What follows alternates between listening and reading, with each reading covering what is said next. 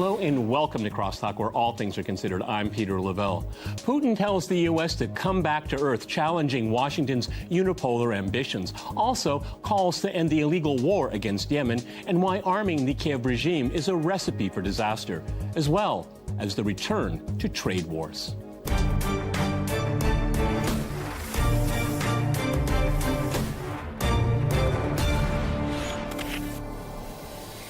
Cross-talking some real news. I'm joined by my guest, Mark Sleboda. He's an international affairs and security analyst. And we have Dmitry Babich. He is a political analyst with Sputnik International. All right, gentlemen, crosstalk rules in effect. That means you can jump in anytime you want, and I always appreciate it. First of all, we have to go to Putin's speech on Russia returning to nuclear parity with the United States, and we have to comment about the erosion of arms control regimes that are very important here.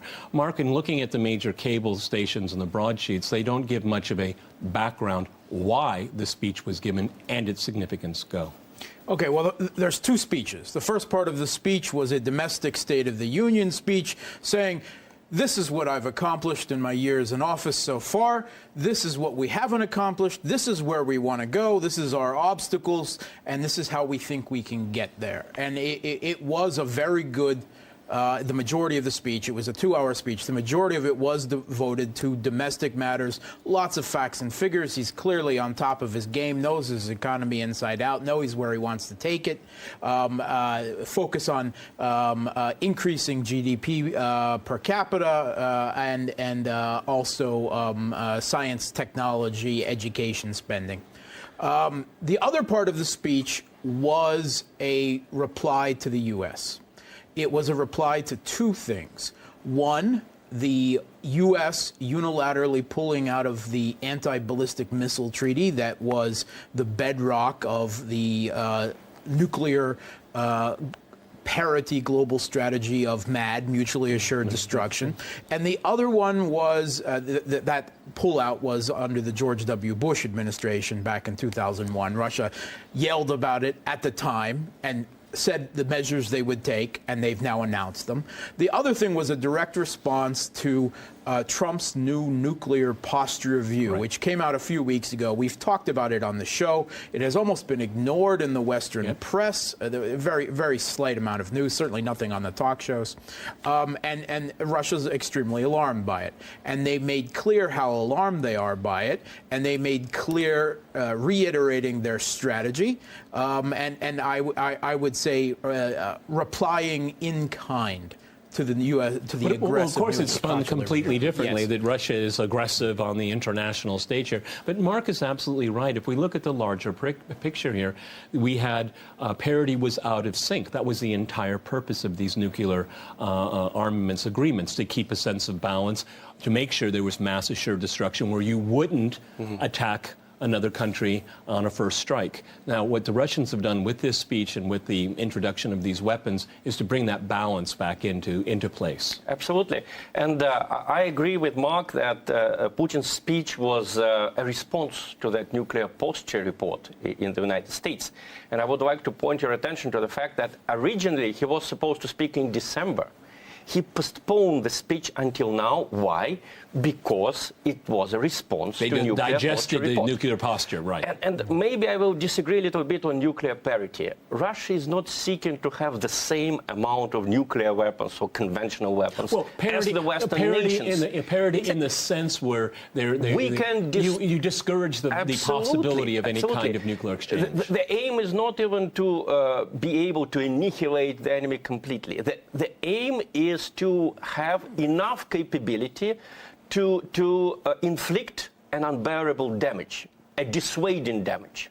That's why Putin said that, showing all of these new weapons, Sarmat and the underwater drone, he says that we're not going to produce a lot of them. The aim is to have weapons that can overcome the American ABM defense and that can inflict the damage. But, Mark, it's deterrence. It's all about deterrence, and that's what all of these weapon systems are all about. I mean, again, it's spun in a very naive, simplistic way, but these are all defensive measures. Of course they are. I mean, defensive measures to get past the U.S. anti-ballistic missile shield, which Russia's worried about because of first strike capability, which U.S. geopolitical thinkers have been salivating at the thought and openly voicing that they now thought that they were getting near to a first strike capability. And he's not just replying to the pulling out of the treaty. He's replying to the deployment of anti-ballistic missile shield sections in Poland, in Romania, Alaska, California, South Korea. In the sea. Yeah, he highlighted some 31 destroyers, a number of cruise ships that form part of the Aegis system. Is it going to work? Sea. Is it going to work? Oh, is Russia's reply going to work? Oh, yes, of course. The reason why, this is a key to the new arms race. And for those who haven't been paying attention, Russia didn't start the new arms race. The new arms race has already been going on for 2 decades because of the U.S. pulling out of it. All the major powers, Russia, China, India, the EU, the U.S., have all been developing hypersonic weapons, underwater drones, all of these things. But it is much, much cheaper, easier to build and deploy missiles that can evade missile defense than to create new missile defense that can counter those weapons. Just a lot of warheads does not resolve the problem. What we need are smart warheads. And I think, paradoxically, it was a conservative speech. Putin wants the world to return to the safety, to the period of safety. Or, as he said, the U.S. has to come back to earth. Absolutely. And he mentioned it in an interview that the United States actually destroyed the arms control system when they went out of the anti-ballistic missile treaty signed in 1972. The whole idea of the treaty was, it's a very American idea, you know, 2 cowboys are facing each other with pistols.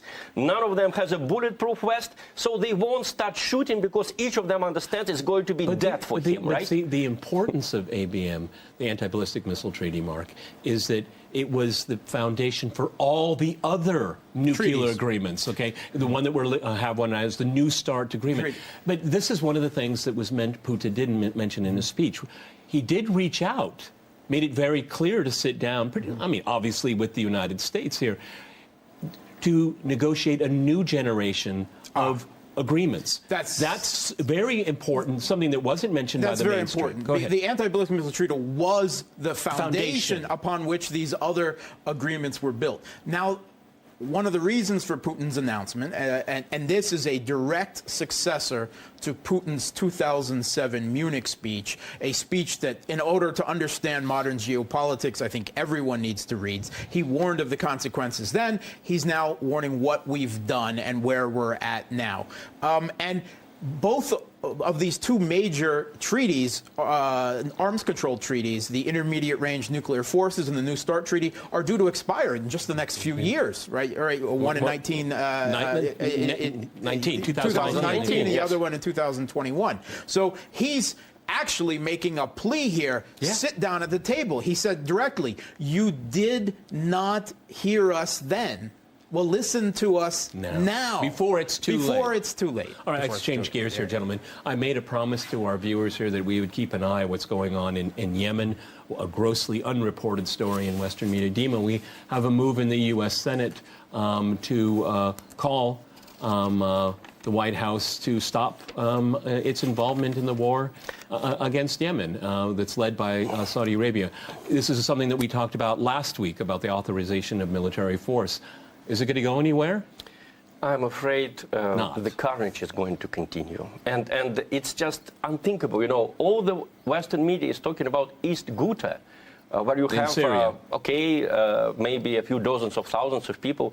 In Yemen, you have 27 million people, and 16 million out of them have no access to potable water and insufficient food supplies. And they've been bombed by the most sophisticated U.S.-produced weapons. We have to talk about a very systematic blockade here. The blockade continues since November 2017. It has not been lifted. Which the U.S. has participated in. Absolutely. Well, where does this come from? Is this a red herring here that suddenly Congress is waking up to its responsibilities about authorization of use of force? Essentially, they have the right to declare war. Where does this come from? No.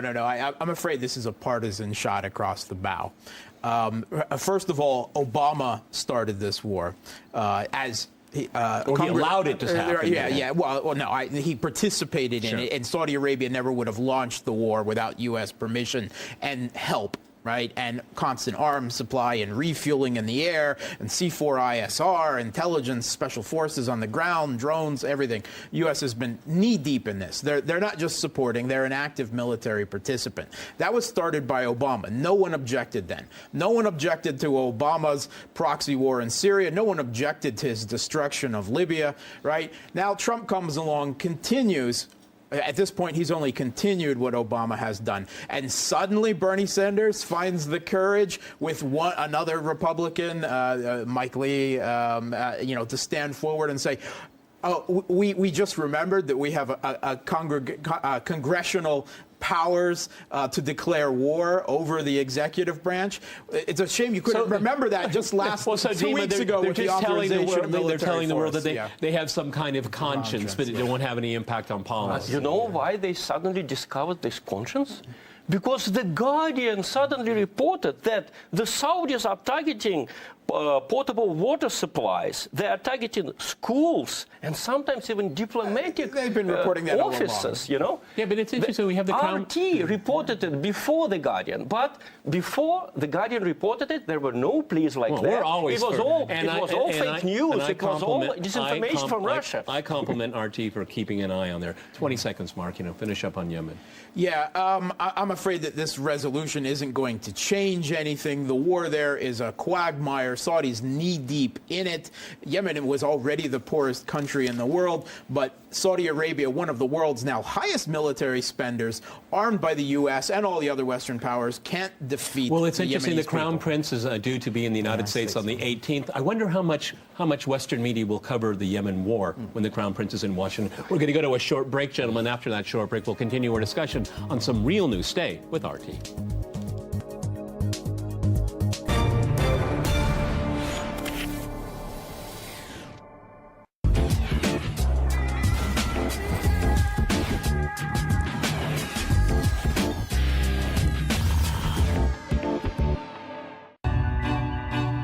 What politicians do is something we don't do. They put themselves on the line, and they get accepted or rejected. So when you want to be president, why would you want to be? Why would someone want to be president?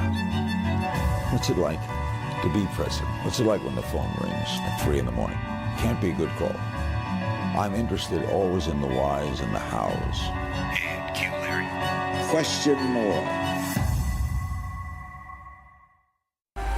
The new global economic war is unfolding in the realm of education. The right to education has been supplanted by the right to access education loans. Higher education is becoming just another product that can be bought and sold. That it's not just about education anymore, it's also about running a business. Et vous voyez que, finalement, dans cette logique, la connaissance n'a plus qu'une valeur économique. What is the place of students in this business model? Before college, I was poor. Now I'm extremely poor. Higher education, the new global economic war.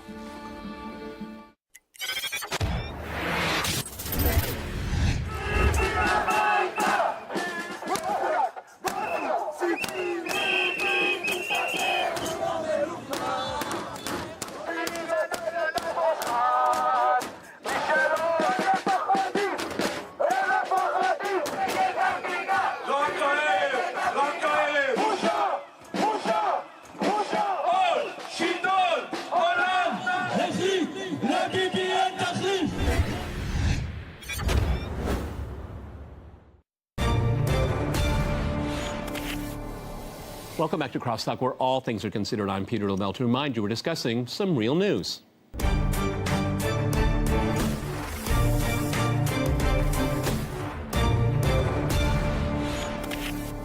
Okay, Damien, let me go to you. As I promised our viewers, not only would we keep an eye on Yemen, we're going to keep an eye on Ukraine, because Ukraine is going to be very much in the spotlight this year.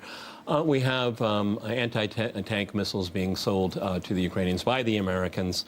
Obviously, this is sending a message, a number of messages. U.S. support of the regime in Kiev, because Poroshenko is in shaky ground right now. the issues in the Donbass obviously have not been resolved. We know that legislation has been passed by the Ukrainian parliament that has essentially made null and void the entire Minsk process, which is not mentioned at all in the Western rights of media. the Russian language in Ukraine, something the West protested against in March 2014. We also see that, that Russia is going to be steadfast in its position. It will not allow the people of the Donbass to be overrun by military forces. So the Ukrainian military is gearing up. Go ahead. There were several outrageous events that happened this week around Ukraine. You're right. The American Javelin anti-tank missiles have been supplied to Ukraine when Poroshenko's police razed to the ground the protest camping near the Ukrainian parliament. 100 people were arrested, more than in November 2013 when Yanukovych disbanded, basically swept out the first Maidan. But at the time, Yanukovych got threats of sanctions. Now Poroshenko is getting anti-tank missiles for that. You have to be almost a specialist in Eastern European affairs in Ukraine even to know what you just said, Dima, because it gets no coverage whatsoever. Absolutely. But there are also a few other facts that I just wanted to mention. The American negotiator on Ukraine, Kurt Volker, suggested to disband Donetsk People's Republic and Lugansk People's Republic. He forgot to mention that these entities would have never sprung up if it hadn't been for the U.S.-supported regime change in Ukraine in 2014. So it's the same story as in for example, Syria. Why is there ISIS? Because you supported the civil war against Assad. Why is there ISIS in Iraq? Because you invaded in 2003. If it hadn't been for the U.S. invasion in 2003, the Al-Qaeda and ISIS would have stayed in Afghanistan. And in Afghanistan, they were because you supported the Afghan Mujahideen. I'm glad you mentioned that, Mark. You know, I don't want to talk about it in length because we'll do it later. But the Iraqi parliament passed a resolution that they want all foreign troops out of their country. Again, hardly any mention in the media whatsoever. Let's stay with Ukraine here. What's going on, Mark? What's the gambit? All right, so these weapons, we're talking 37 launch unit, Javelin launch units, 210, are not going to change the balance of power in Donbass. As Obama, one thing he rightly noted was that if we give weapons to the regime in Ukraine that we back, well, then Russia will just give an equivalent to achieve a new parity to the people in Donbass. So what's the they signal, always have what's escalation the signal that's being primacy. Sent by the Trump administration? This is, first of all, it's a shot domestically against critics that Trump isn't hard enough on Russia. So he's trying to shore up his domestic base all the time with this. At the second time, the neocons know that this is a political signal to the Kiev regime. Now, the West has been arming the Kiev regime all along, since the Maidan Putsch first happened in 2014. But it's usually been with Eastern European weapons left over from the Warsaw Pact stuff that the Ukrainians actually know how to use, right? Have supply chains, logistics, and can fix them and so on. These weapons aren't going to change any type of military balance, but they're a political signal to Poroshenko that the U.S. has got his back for possible a renewal of military action against Donbass and for ripping up the Minsk agreement, which has quietly gone away, and it's pretty much been acknowledged that it would lead to the collapse of the Putsch regime, to enact it and fulfill the political measures of actually sitting down with the leaders of the people in Donbass. Again, if you take South Korea, you take Syria, and you take Ukraine, the last thing the West and its allies want is peace. Go ahead, Dima. Well, the problem is that the West has been emboldening Poroshenko, and now Poroshenko is getting dangerous for them. He now has a bad gas conflict with Russia, the so-called Stockholm court ruling, which forces Gazprom to pay $2.56 billion to Ukraine, an absolutely outrageous, ruling because Russia has been supplying this gas. Ukraine has been using it. So now Poroshenko says that if he doesn't get the money, he's going to arrest Nord Stream and stop all supplies via Nord Stream. That's certainly going to make the Germans happy. Okay, the law of unintended consequences always happens. Ruder and ruder, and Germans have no one but themselves to blame for that, because Germany and France whatever their leaders say, have been supporting this regime all along. They helped Maidan regime to be installed more than the United States. See, all of this talk with Maidan regime and that there's fascists in Ukraine is just Russian propaganda. Except that you might notice that The Guardian finally noticed this week that the Ukrainian members of the Banderite fascist Azov battalion, now officiated with the police as an alternate law enforcement body on the streets of Kiev. They are now in London. We might ask, what are they doing in London? Well, they're recruiting neo-Nazis on the streets of the UK. Jeez, where's Antifa when you need them? Where's Antifa when you need them? Actual fascists, right? Okay, yeah. We have so much to cover here, gentlemen. Donald Trump says that trade wars are good and you can win them. Trade wars have a long history of ending up in a shooting war. And this is something that's very, very serious. I have to compliment Mark. The day before Trump was elected and after Trump, you said that this president and presidency would destroy relationships with U.S. allies, with Europe allies. and other U.S. Go allies. ahead. Yeah, and Trump has already started the trade wars, right? He's already put high tariffs on solar panels and washing machines from China. He's making these moves now. He's putting a 25% tariff on steel, 10% on aluminum, and this is ironically not aimed primarily at China. China's the biggest supplier of steel in the world. But it has excess capacity. Huge capacity. It makes as much steel basically as the rest of the world put combined together, right? And it exports most of it. The U.S. is the biggest consumer of steel in the world, which it makes a lot of steel, but it consumes far more than it builds itself. But the U.S. only gets 2% of its steel from China. Obama already put quotas and restrictions on it can get to China. This is a shot not at China.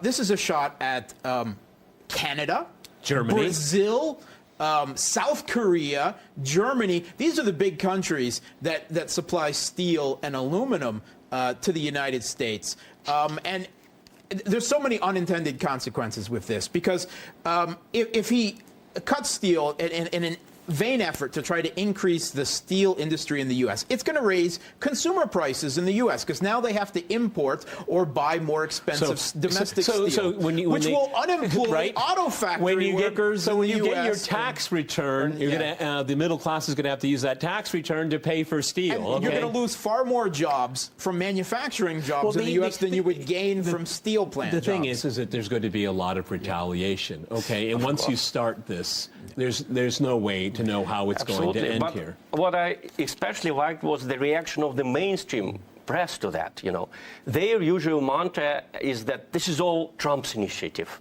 This is his madness. You know, the New York Times wrote that Trump didn't listen to his Treasury Secretary Steven Mnuchin and just picked up every fight he could. Well, I mean, how different is Trump from the previous administration, which, driven by ideological reasons, picked up a trade fight with Russia? I mean, can anyone explain to me what is the purpose of all of these sanctions that the United States, the EU, and Russia impose on each other? None of them have changed the situation in Donbass. It's just beating their chest here. One thing I think we have to tell our viewers here is that I think a lot of this is the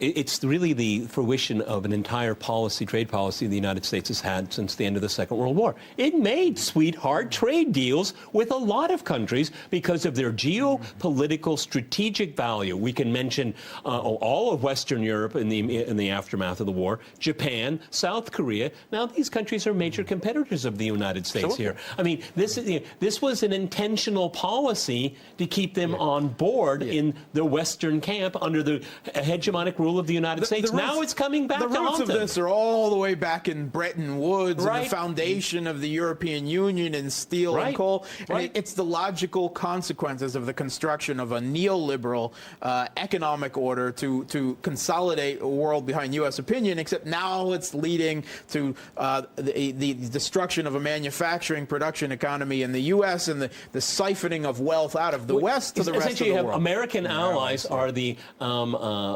engineers of economic growth, while the United States finds its relatively impoverished infrastructure. This is the logical conclusion of this policy. The European allies, like I said, are actually small game. right, when it comes to the steel industry, right? And I think Trump has got his eyes set on a trade war with China. Next will be labeling China a currency manipulator. But by picking this fight with the EU, they're actually fighting over the scraps. They're fighting over the scraps of the steel market it certainly gives the Europeans pause the thought. They're thinking about their own defense, their security. I think that's actually a good idea because they don't need to be subsidized by the American taxpayer anymore. We do need to point out, however, though, that the Europeans have already put in a lot of measures that subsidize and protect their own domestic steel industries. So I'm not sure who really started this chicken before the egg. Well, a lot of people asked me, especially in the 90s, why do we need multipolar world? Why can't it be just unipolar with the United States?